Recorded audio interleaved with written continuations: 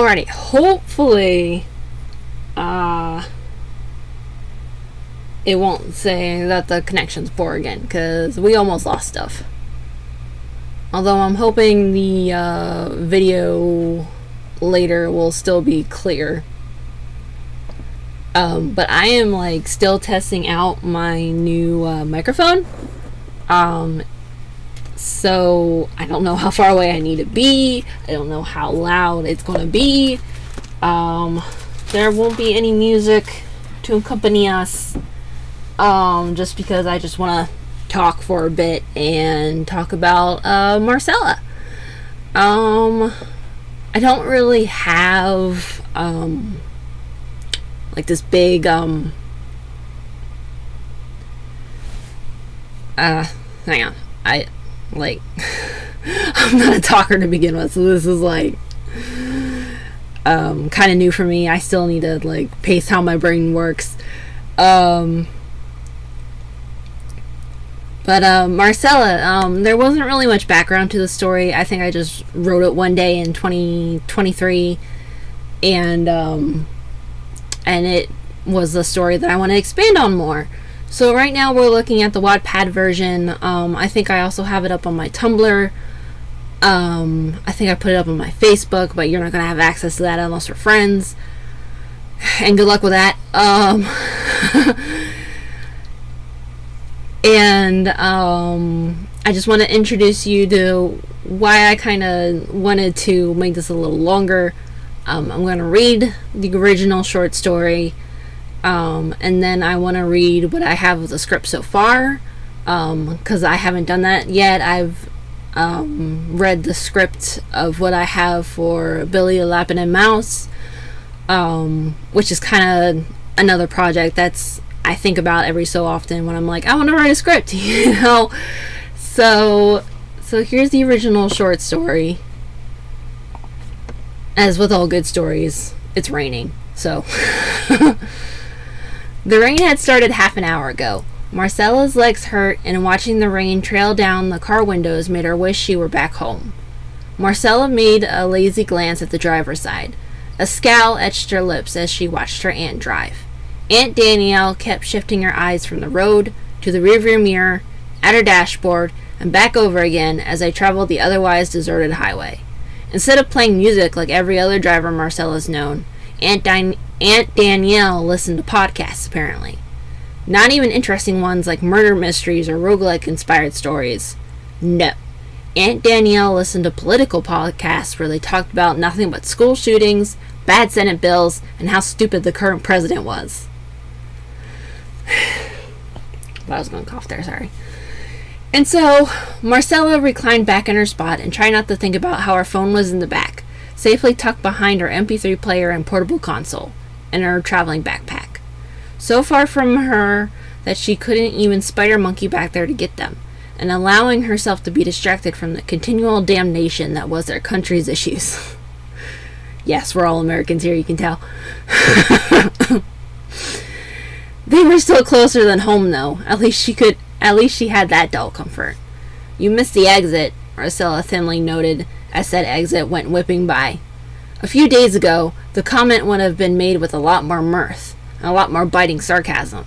But now it was exhausted. Pure and utter exhaustion. Huh? Aunt Danielle said in time with the GPS declaring, rerouting. Marcella sighed, although it came out more as a whine. This car ride was going to take even longer now. Not that she hadn't already known that would be the case. Aunt Danielle was a spaz, a dumb blonde right down to her roots. If it wasn't for Marcella sitting in the back, she wondered if Aunt Danielle would even stop for gas. I don't even like her, Marcella built. This is why I edit things when I do podcasts. Marcella bitterly thought to herself. She didn't even visit us before last year. Before Dad got sick. Before Dad could barely get out of bed. Before Dad... Nope. Marcella decided with a quick shake of her head. Not going to think about that now. Not even going to dare to start around Aunt Danielle either. Nope. Nope, nope, nope. Despite the sound of nope she forced herself to think, she still wanted to cry. She only cried when she was alone now. Every time she didn't, Marcella got praised for being strong. But she wasn't strong. She was crumbling inside. Couldn't anyone tell? Marcella was dying inside and she got praised for it. She hated it a lot more now, too. The people who called her strong, the doctors who said Dad was alright when he wasn't, even Aunt Danielle and her podcast of doom weren't safe from the fury of someone trapped in a car for hours on end, traveling with a spaz who had their attention divided on so many other pointless things that they missed the exit 3 times already. One of these days, Marcella was going to snap. But she couldn't. Not in front of Aunt Danielle, not in front of the people who called her strong, not in front of anyone. Because Marcella wasn't strong. She was dying, but no one saw that. They just see Marcella, someone who lost their dad and now has to move to be with someone who could take care of her. Someone who must have been a family member, but not any that she knew of. The Marcella everyone expected to see had died the same time Dad did. But that Marcella was gone. The Marcella in the car today was a new person. A broken kind of new, like something you'd find in a thrift store. She had no life left to give. And she wanted, so very badly, for her traveling backpack to be next to her so she could listen to music and turn her thoughts off entirely. Dad was gone, and so was Marcella. So who would exist in her place now? That was the original. Not used to talking for very long. And then I like wanting to learn how to write in different ways. So when I looked into writing like movie scripts or TV scripts or game scripts, Marcella's story was one that I wanted to adapt. So let me switch over from Wattpad to Writer Duet. Scooch that over a bit so we can all read together. Because I am not going to read the dialogue tags in this or who's talking, because it is kind of weird to do that. So this is I have Act 1 completely done. I believe I've shared it on Facebook before. I also have one of those like storyboard plot point books that was actually reused from a tracing notepad. Every page is falling out of it, so I don't recommend that. I need to get a proper scrapbook for it. And like outlining, it's all done. Like I know the story. I think some points need to be shifted around a bit, because Act 2 will either have 2 of the ghosts that are representing grief passing on, or just the one. I haven't quite decided on that, because the climax is definitely dealing with that last ghost. I'm not entirely sure what part of the process where I was like, obviously this is going to be about like the 5 stages of grief. You know, like Marcella herself is in depression right now. We have bargaining, we have anger. And like at the end, like Marcella accompanies all of them by being acceptance. You know, like she's helping them find their acceptance while she is also trying to find her own. I also have a leather notebook that my grandfather gave to me, where I want to tell her story a different way, where it was like where it was just her like writing her thoughts down as her father is dying. I'm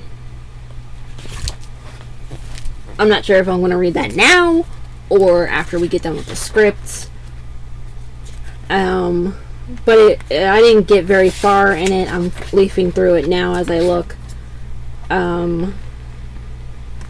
Because because I believe, yes, the moment when she notices the spot on her father's arm because he gets melanoma,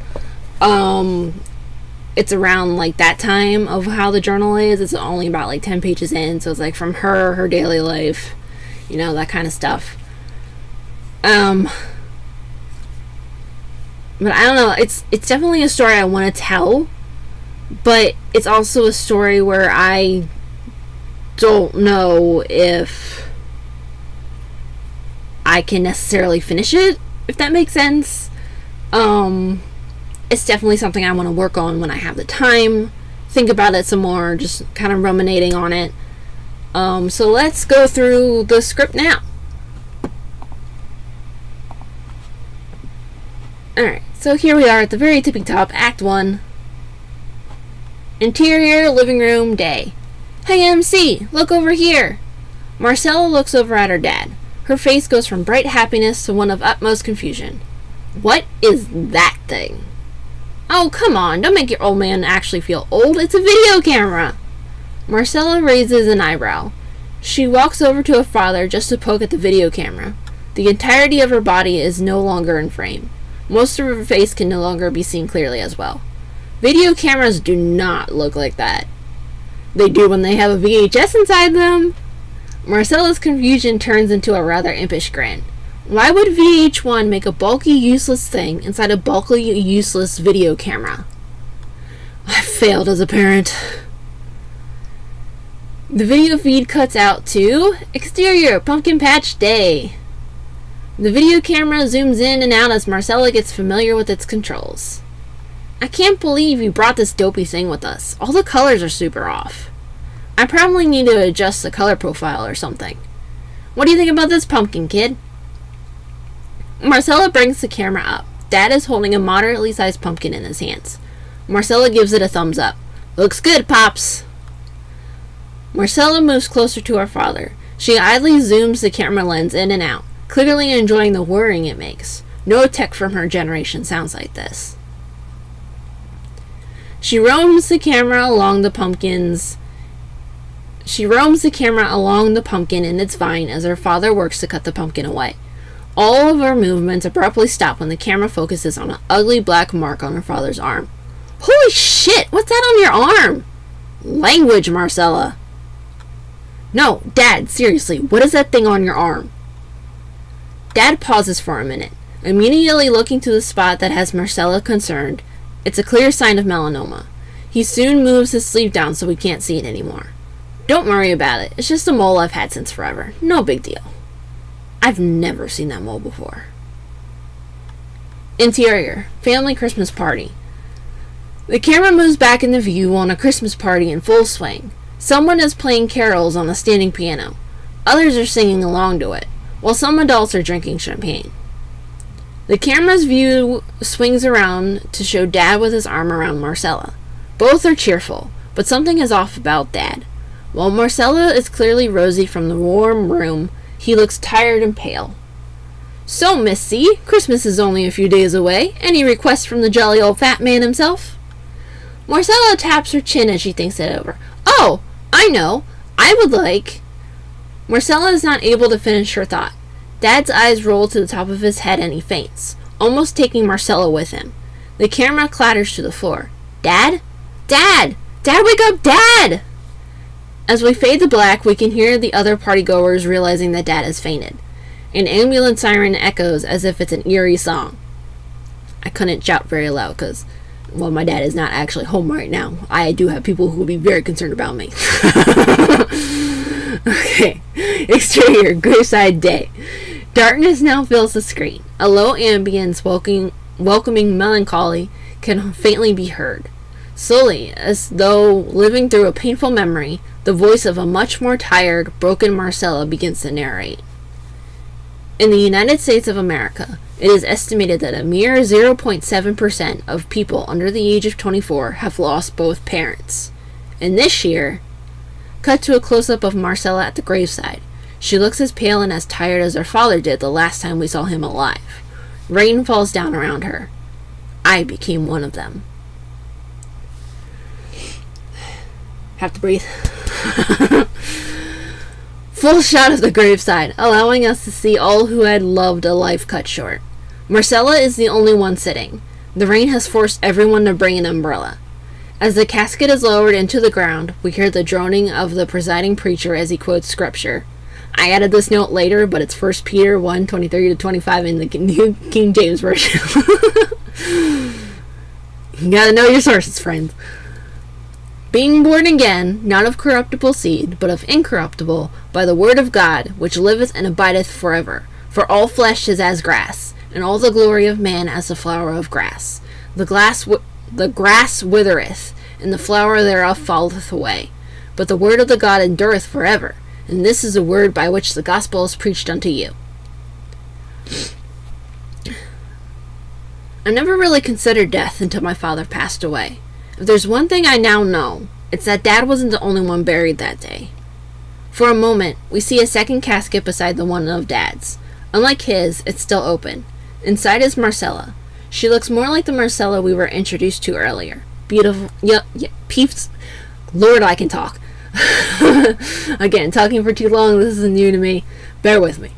Peaceful, beautiful, and encapsulating youthful bliss. I was too. Both caskets are covered by dirt, and the mourners sing a somber rendition of it as well. Once more, back to the cold reminder of the living world, we see stoic Marcella barely flinch as the ceremony concludes. And just like Dad, I would never wake up again. Marcella closes her eyes as the last mound of dirt fills the grave. This serves as a transition to the short story that we started with. Yay!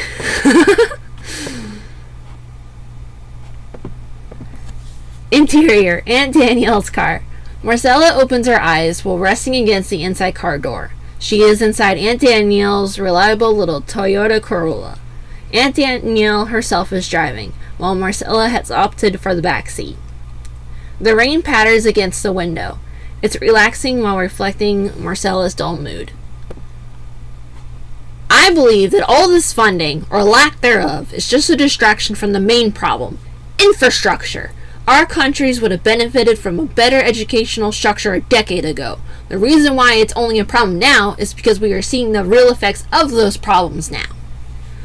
Marcella lulls her head over to Aunt Danielle. The podcasts her aunt listens to are not very interesting to her.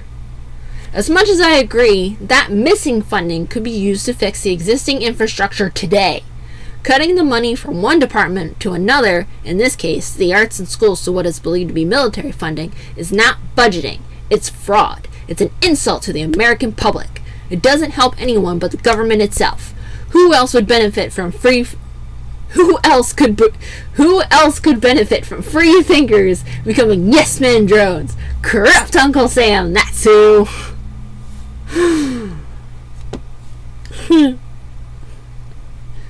My Fox News impression's not very good because we don't watch Fox News in my house. So, Marcella rolls her eyes. She looks out the window again. The sign for the highway exit whips by.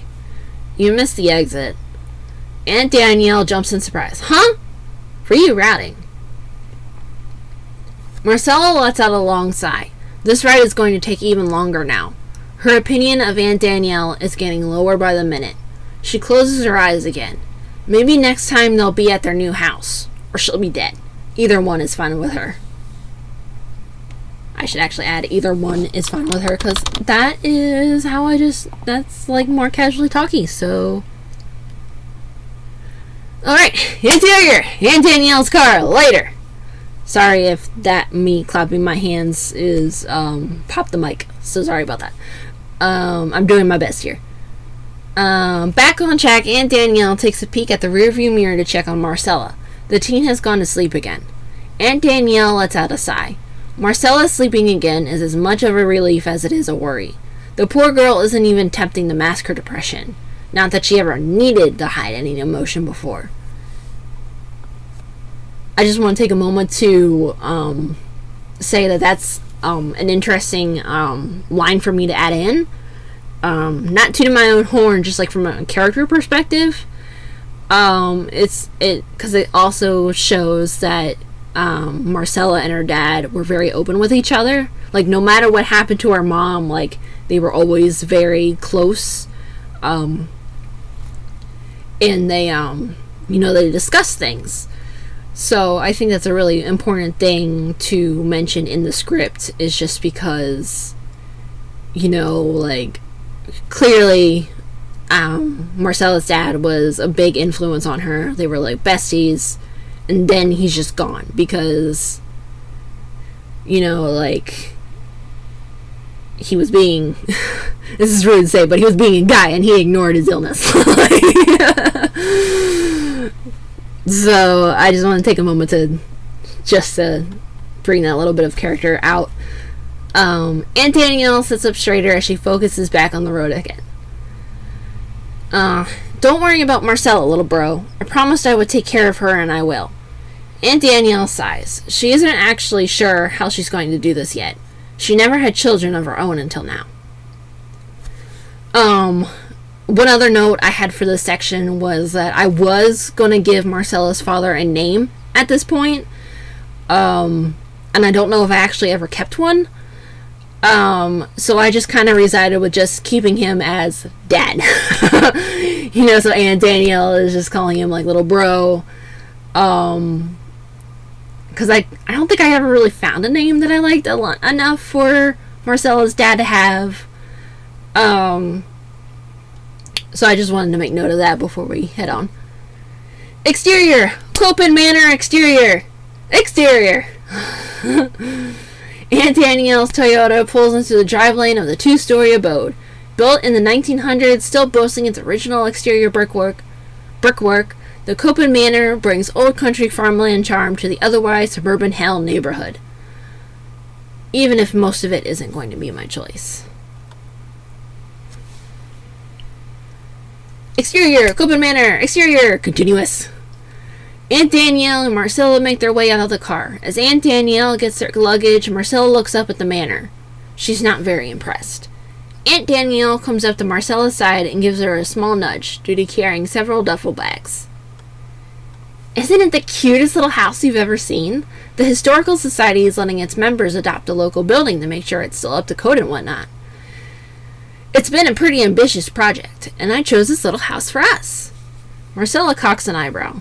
So this is temporary. Not until they revoke my membership. Comforting.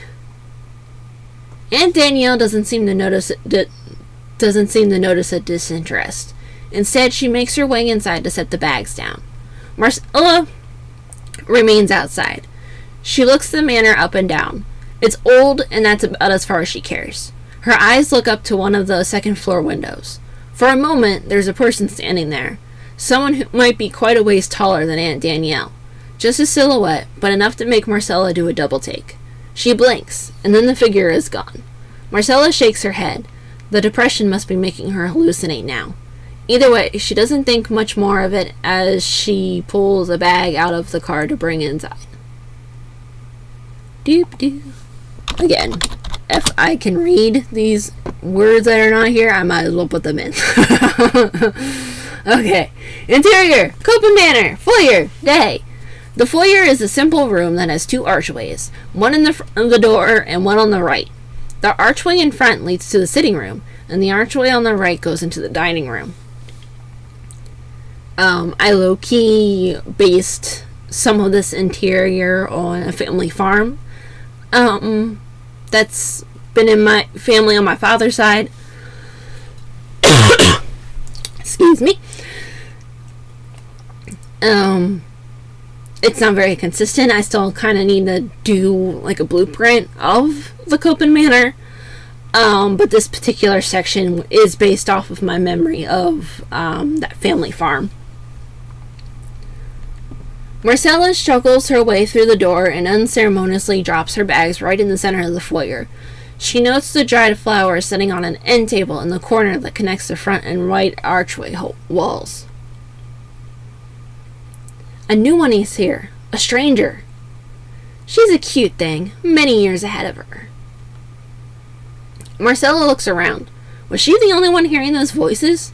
She steels herself, trying to zone in better to the voices. Hey, Marcella's not an ant. That's Aunt Danielle. Let's fix that together, shall we? There you go. Aunt Danielle accidentally stops this by coming back through the foyer to get more bags from the car. Why are you in the middle of the road, kid? Scoot! Scoot! We need to break in most of the bags before the sun goes down. Marcella doesn't move at first. She was so sure those voices didn't belong to her aunt. She soon shrugs and heads back out with her aunt. They won't be here long. Interior, Copeland Manor, parlor, day. All the boxes from the car are now inside the house, mostly located to the parlor. The only open furniture is the sofa, TV, and entertainment center. Everything else is still boxed. Aunt Danielle takes a box called kitchen from Marcella. How about I take care of what's in here? You take what's yours and go look around the house. I'll even give you first dibs on your bedroom. Any room you want. Marcella isn't sure what to think about this. She picks up a backpack of personal items and a box labeled Marcella. Thanks. Marcella does not go far before entering the first room of consideration. Beside the parlor is a door that leads to interior, Copeland Manor, library, day.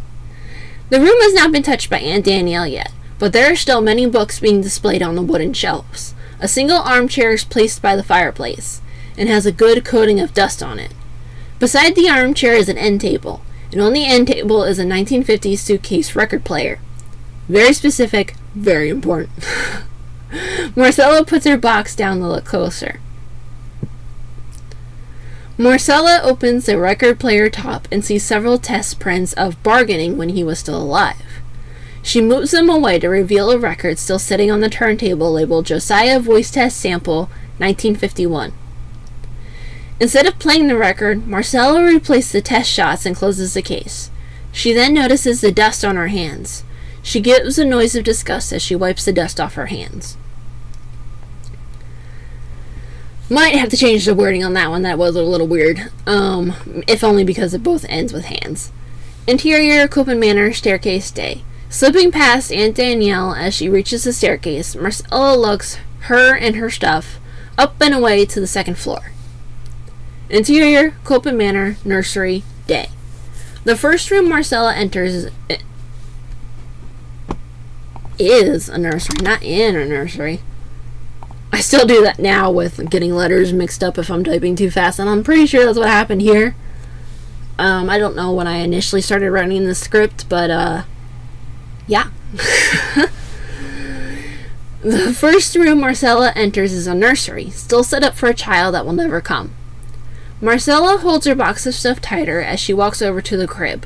The rocking chair at the head of the crib starts to rock, as Denial hums a lullaby. Once Marcella looks over at the rocking chair, its movements and the lullaby stop. She raises an eyebrow, but is ultimately callous before moving to the next room. Interior, Copeland Manor, bedroom, day. The last room Marcella visits is the first to be completely empty. It's a good size, and even has 2 windows that allow the light to shine through. Hang on. I need water. I'm not used to talking, and I don't know. I never took acting classes or debate classes or speech classes, so I don't know how to actually take care of my voice while talking for too long. Okay, so Marcella sets her box of belongings down and takes in the room's emptiness. It's weirdly comforting to her. She manages a broken smile before taking off her backpack. A series of shots, potentially set to Ain't It Fun by Paramore, or similar, as Marcella unpacks her box and backpack. Quick note, Ain't It Fun reminds me of just moving into a new place, getting your bearings together, because it kind of is a song about going to a new place, getting your ass handed to you by, God knows what, because, you were from a small town and now you're in LA. So you're like the lyrics say, you are now a small fish in a much larger pond. So I just wanted to make that I just wanted to point that out because if I could get the licensing for this song, I would be using it. She takes out a jewelry box and places it where the dresser will go. She takes out blankets and places them where she wants her bed. After a while, she takes a step back and can easily visualize her new room. She's almost proud. Marcella starts to pull out clothes from her backpack and heads toward the closet. It was a later addition to the house, jutting out of the wall by several feet with a single hanger rod between the side walls. Above the rod is a shelf for shoe boxes. Marcella puts her clothes on hangers and places them on the rod. When putting away her socks, she reaches as high as she can to throw them up on the shelf. She hits the shelf after a missed throw, causing the entire wooden slat to fall to the ground. Marcella flinches at the sound, but doesn't otherwise react. "Hey, Marcella, are you alright up there? That was some bang." I'm fine. The shelf in the closet fell down." Looking over her felled socks, Marcella notices something else mixed in. She's not really listening as Aunt Danielle calls back. "I'll go down to the hardware store later and fix it up for you. It might not have been very secure to begin with." Marcella bends down, picking up the odd something that had fell, and reveals it to be a book. The cover is made from faded and cracked black leather. Other than being pretty old, it's not very distinguishable. As Marcella opens its cover, she finds the words are not very distinguishable either. She closes the book and brings it over to where she set up her blankets and phone charger. The book remains there as Marcella goes back downstairs. And taking a little break, readjusting myself. Interior, Copen Manor, dining room, evening. Aunt Danielle and Marcella are eating dinner, the classic moving staple of Chinese food with cola and chips. They were able to set up the small dining room table with 2 chairs just for the night. The rest of the room bears cobwebs in the corner and sun-faded walls. A book fell when the shelf did. Curious. I wonder if it belonged to one of the other owners. Aunt Danielle pops a piece of orange chicken in her mouth. She is using chopsticks with moderate success. Marcella shrugs. She is eating her rice with a fork. However, I know it was mentioned that those closets were put in by the second owners of the house, around the time electricity was installed. So weird. I still can't shake the thought that it must have belonged to the original owners. Weird. Marcella knows she has nothing to add, so the two eat in silence. Alright, another side note break. So each room was also our first introduction to each ghost.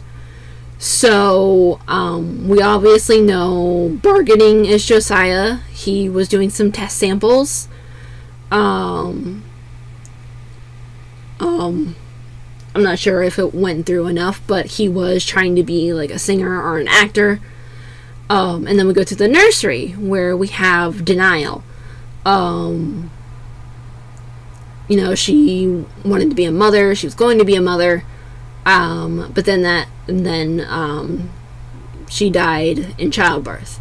And then the last room is actually Anger's room, way back when. And the book she found does belong to Anger. And I will go over it when we discuss the outline I still have. Because I forget its importance, honestly. But know that it is connected with Anger, and why they take the appearance that they do when Marcella properly meets them. So let's continue on, because we're almost there. And we're almost done with Act 1. Interior, Copen Manor, bedroom, night. Marcella has returned from dinner, closing the door absently behind her. The exhaustion has never been so apparent on her young face. She moves to her makeshift bed setup and slumps to lay down like a rag doll. There is no attempt to cover herself up in blankets or adjusting to be more comfortable. Marcella is out like a light. Interior, Copen Manor, bedroom, later. Marcella is still sleeping. Her phone lights up next to her, getting a notification. The main interest is the time, 3 a.m. In other words, witching hour. A pair of feet walk up beside her sleeping form. They pause there. Wake up. Now. Marcella suddenly sits up as if someone had kicked her. She wildly looks around the room, not remembering where she is, before the realization comes back. She relaxes again, but not completely. The pair of feet are gone, and so is any presence of someone else being beside her. Of someone once being beside her. And we'll keep that one, actually. Marcella picks up her phone and checks the time. She groans. It's nowhere near time to reasonably be awake. Oh, my sleep schedule says differently. Indistinct chatter brings her attention to the bedroom door. Looking to her phone once more, Marcella lets out a sigh and goes to see what is going on. Back to the parlor we go. Marcella creeps on tiptoes as she follows the noises. They become louder as she enters the parlor. They're staying. I don't see what you don't understand about that. I understand it. What I don't get is that this house has been left alone for years. Why now? Why them? Doesn't matter? They brought a little girl with them. This house is barely safe for someone that age. We have to... Marcella enters the parlor. Sitting on different chairs are three ghosts. Anger, Willis, 14, Bargaining, Josiah, 38, and Denial, Charlotte, 21. The ghosts stare at Marcella. Marcella stares at the ghost. Everyone has gone silent. So... this is like the weird thing for me about writing scripts, is that I'm not sure when to end acts. Just because initially this act was actually going to roll over into the start of what's going to be Act 2 at this time. Obviously, that's what first drafts are for. But I don't know, it's still kind of odd for me because, as noted with Billy, Lappin' and Mouse, its second act ends kind of early for me, but that's also a weird case because it's mostly action, and I don't have a way of visualizing how that would resolve because I don't have the patience to draw. I want what I have in my head out immediately. So writing's that good compromise for me.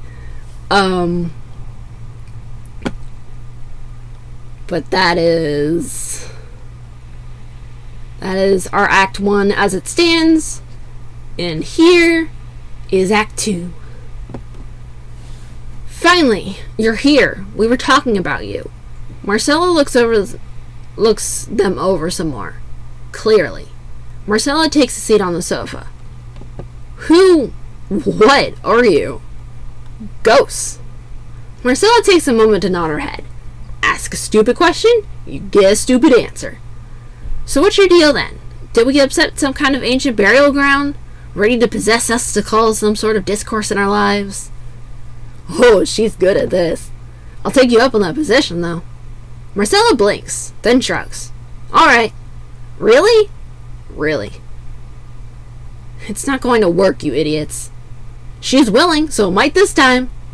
Anger still hates this, folding his arms in annoyance. We're in the parlor still. Continue a shot. Marcella and Bargaining approach each other. Marcella is unafraid, and Bargaining almost seems to be dancing on his toes in excitement. So, how does this work? It's super simple. Almost dangerously so. You just stand right where you are, and I walk over you. If it all works out right, and it won't, then we will make contact. We can have a possession. Marcella raises an eyebrow. That easy? That easy. Marcella considers this. Thank you, friends. For a few minutes more before deciding on what to do. She opens her arm up to signal that she's ready. Then let's get it over with.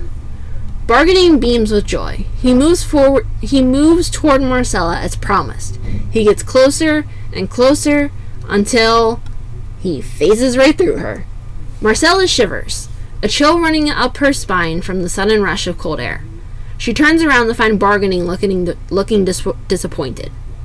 It was a very good try, at least.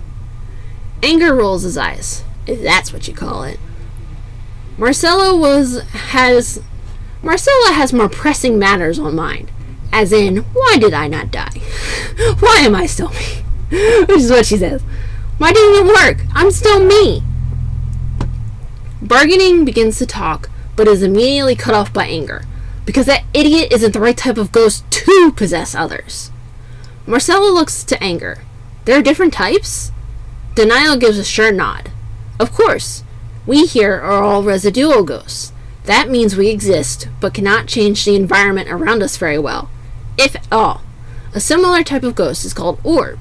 They also give an appearance and talk, but can't move freely.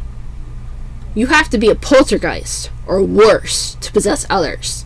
Something you know well. Bargaining shrugs this off. I do want to make another note here, that this is like a legit note I made. This is like this world's rules. I looked up various ghost types, what they were, and that's important. The different ghost types are a key factor in this script, in this story. I'm not going to tell why yet. I think I'll actually touch on that when we go over the outline. Because like I said, it's very important. It's kind of a spoiler in its own right. So let's just keep reading. At least I'm trying to do something other than staying in the same house for all eternity. Anger glares daggers at him. Bargaining has hit a very triggering spot and doesn't even know it. Marcella glances between the two of them. She might be emotionally numb, but she can still read a room. She's not an idiot. Can residual ghosts not... Marcella! All attention is turned to Aunt Danielle. She's standing at the doorway in her pajamas. She's barely awake. What are you doing up so early? Marcella looks around her and finds that the ghosts are gone now. It's just her standing alone in an empty room. Thought I heard something. I'm sure it's nothing, kiddo. Come on, let's go back to bed. So like a word yawn, so obligatory yawn from everyone. Danielle brings her hand out to Marcella. On her face is a sleepy smile. Marcella hesitates. She looks back to where the ghost once stood and sighs. Alright. Aunt Danielle continues to smile as Marcella comes over. The two walk up the stairs and out of view. So, yes, this whole section, I wasn't sure I would include in Act 1 or not. For right now, page-wise, it makes sense to have it, have Act 1 end where it was. And now, we head to, the short scene, because it is not finished. I don't quite know where to go from here, even though I have an outline. Writer problems. Okay, so, interior, Historical Society, hallway day. It's a new morning with a sunny day above as Aunt Danielle and Marcella enter the Historical Society. Already decorating the hallway are memorabilia to the town and the Society's top contributors, both with monetary donations and physical knickknacks. Welcome to my work! Well, part of it at least. Marcella gives a disinterested look around the area. She and Aunt Danielle are taking their time walking through the hallway into the main offices. Aunt Danielle really wants Marcella to show some interest. She holds her niece around the shoulders, friendly but not forceful. Ramona's out for the week, so it's just you and me in these halls. So it's just me in these halls. Let's change that. Just you and me in these halls.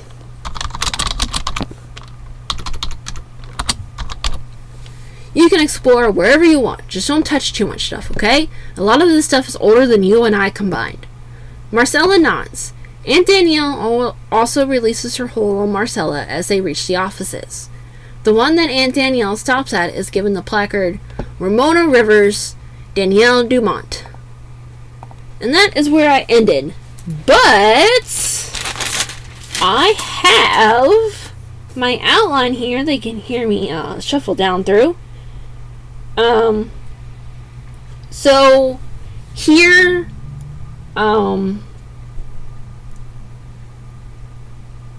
let's see. I don't quite think I have it arranged this way as of yet, Because right now, the last inciting incident was the ghosts revealing themselves, and then my outline is bargaining wants to possess Marcella but can't. The different types of ghosts are discussed, notably residual, orb, and poltergeists. Marcella is skeptical and borrows books about ghosts at the library. This scene of being at the Historical Society kind of changes that a bit, and maybe that's where I'm like really stuck, because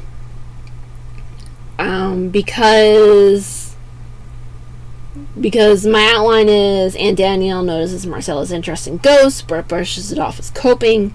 Denial tells Marcella about her baby. Bargaining tells Marcella about a stream of being famous and why he wants to possess others. And I have like 2 blank spots here because I don't really know what to do with them. And then we get back to Marcella finds out the Historical Society lists bargaining as a notable resident, potentially for charity work, which leads to bargaining deciding to move on, knowing their name will be remembered, although it was a different way than what they intended. And then the Act 2 in my notes right now ends with one ghost has successfully moved on, which interests in remaining ghosts. So Act 2 has to at least include bargaining, knowing that he does have a legacy, just not the legacy he initially wanted. So it's kind of, I think, with coming to the Historical Society the way it is now, Marcella can get that, she can see that like right away, and then they have a talk about it. Maybe he doesn't believe her, so she goes back, takes something or takes a picture on her phone, and then shows him, and he's like, alright, okay, I can accept this, and then he moves on. But yeah, it's like the getting there, I haven't quite figured out yet. So then, after bargaining moves on, my outline then goes, Marcella finds birth records at the library, finding both Denial and her baby's death records. Denial still refuses to understand the truth. Marcella asks Aunt Danielle why she never had children of her own. Denial listens in. Denial hears the voices of her husband and child after so long of suppressing them. Denial decides to move on as well, knowing her family has been waiting all this time. So that was like the big thing with Denial. She and her baby died on childbirth. I forget if I think I have her husband as dying in a war. So like no one in that family survived. So that would be her acceptance, is finally being able to hear her family call her into the afterlife, which is very sad, very sweet, but I'm not sure if I really want to start Act 3 that way, although it does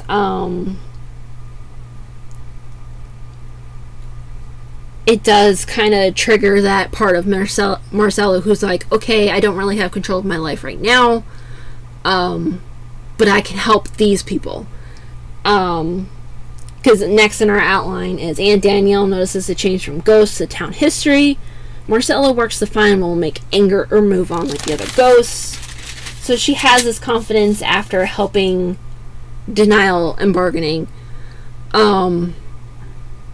Which again kind of seems like the better climax. I'm not entirely sure. Leave your comments, leave your thoughts. We can workshop this together. I'm just here to spitball with you. So then my notes come back to, my outline comes back to Aunt Danielle reminds Marcella of the old diary. Marcella finds out that Anger died as an old man. Anger does not want to move on. So as we established already in the script, Anger takes on the appearance of someone slightly younger than Marcella. However, that little flicker in the window Marcella saw at first was anger. That was anger as the age he had died in. Obviously, like, bargaining and denial didn't really see this other side of him, just because, did I write down why? Yes. Just because anger is filled with a lot of anger. It's kind of childish. Like, that's literally the reason why. So next on in our outlines, anger lashes out. Anger possesses Marcella, revealing that he is a poltergeist. In a purgatory state, Anger and Marcella fight over her body, their memories becoming intertwined. Marcella's father protects her from Anger. Anger's father and sister always also appear to talk to him. Anger's family did want to keep the house in the family, but could not due to the depression, no other heirs, etc., etc., etc. Anger is dragged into hell for not being able to let go of his anger and forgiving his family. Marcella wakes up in a hospital, apparently having gone to a comatose state. Sun shining, Marcella and Aunt Danielle plan on making new memories with each other, living for those who no longer can. So, very delightful, wrapped up. But it is kind of out of left field for the whole mental fight. It does go a little over the top in that regard. It does seem a little over the top. But I kind of like it. Like, since we don't really establish what poltergeists are able to really do at that point, maybe we should go back and adjust that. But that is pretty much all that I have for Marcella's story. I do very much like it. And I do want to work on it more. I'm sorry that okay, never mind. I was gonna say I thought we weren't able to properly see the script because I had to scooch it over. I don't necessarily think I would publicly sell the script if given the chance. I think it just wants to be I want to write a script. I want to write it for me. I want to have it done. And if we're able to do it together, that would be wonderful. So thank you so much for hanging in there. We just reached over an hour. Whoopsies. But I am very, very glad we had some people come in. I know not everyone's here again. But thank you so much. Next time I will be going over the script for the Mega Man X game. I think I want to do that Monday around noon, if not on Tuesday. Thank you so much again. Leave comments if you have any ideas on how to fix my script, or just throw some ideas out for what I'm lacking. Thank you again. Remember that coffee link, that's important. I would like some donations for being alive.